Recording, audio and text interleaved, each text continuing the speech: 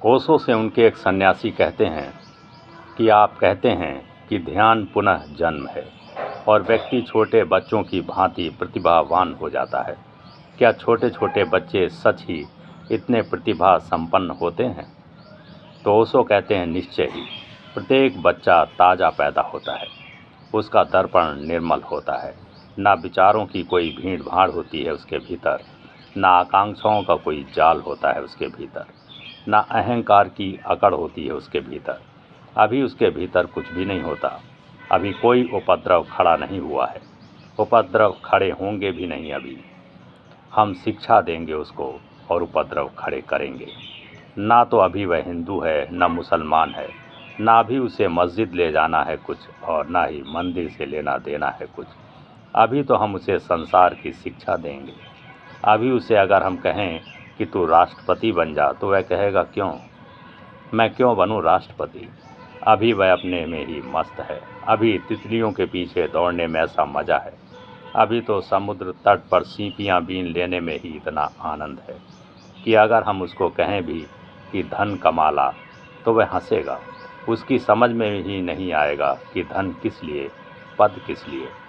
लेकिन 20-25 साल हमारी शिक्षण की ऐसी प्रक्रिया गुजरेगी, और 25 साल तुम सोचते हो कितना समय होता है? तुम्हारे जीवन का 1/3 हिस्सा, और सबसे बहुमूल्य हिस्सा।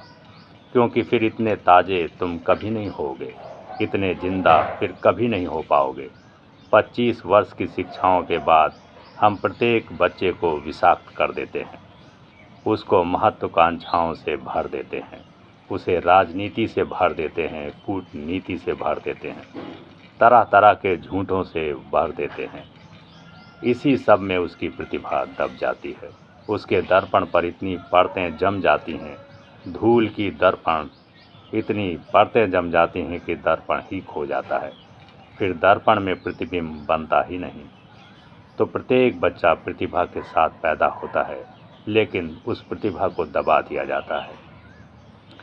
इसे तुमने इतने अनुभव भी किया होगा कि प्रत्येक बच्चा सुंदर मालूम होता है, उसकी आंखों में एक चमक मालूम होती है, उसके चेहरे पर एक चमक मालूम होती है। धीरे धीरे चमक खो जाती है, सौंदर्य भी खो जाता है। कहाँ चला जाता है सौंदर्य? हम छीन लेते हैं। हमारी पूरी विधि व्यवस्था अब तक की जो है वह सब छीनने में ही लगी है। दुनिया एक बिल्कुल ही नई शिक्षा के लिए आतुर है, एक नई मनुष्यता के लिए, एक नए मनुष्य की तैयारी करने के लिए। क्योंकि पुराना मनुष्य काम नहीं आया, और जो हमने मनुष्य बनाया था उसमें कहीं